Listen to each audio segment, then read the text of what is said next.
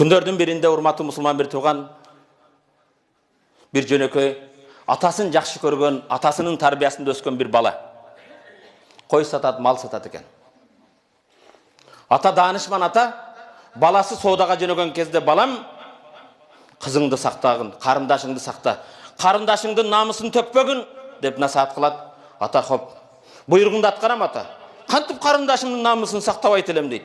Бирок мен соодага кеткенде да мал айдап кеткенде карындашым атамдын жанында кызмат кылат дейт. Эмне үчүн атам бул сөздү айтат дейт. Ата, мен карындашымды сактайм, карындашымдын намысы менин намысым дейт. Бул Бухарада болгон окуя. Бардым, айда барган койлорумду, башкаларымды саптым. Өтө чоң пайда менен келдим.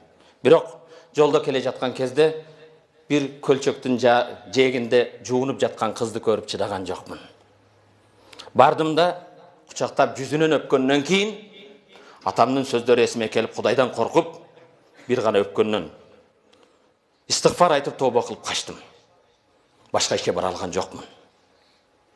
Келгенимде соода кылган койлорду саткан тыйын тупурду атамдын жанына койсом, атам кайгырып, балам сен карындашыңдын намысын сактаган жоксуң. Ата, эмне болду? Сактадым. Эмнеге андай дейсиң? Мынча пайда менен келдим, эмне кубанбайсың? Байлыгың башыңнан калсын. Сен карындашыңдын намысын сактаган жоксуң, ачык айт деди. Атай, сактадым, эчтеме болгон жок. Чындыкты айт деди. О ата, жолдо келе жаткан кезде көлчөктүн жанында жуунуп жаткан кызды көрүп, чыдабастан чуркап барып кучактап өптүм да, бирок Кудайдан коркуп башка ишке барган жокмун дейт. Атасы мындай деди, мен да балконда эселип жатсам билесиң дейт. Үйгө суу ташыган жигитти.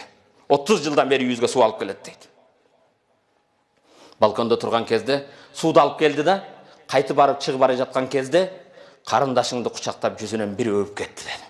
Ошондо мен билдим сен соо эмессиң деди.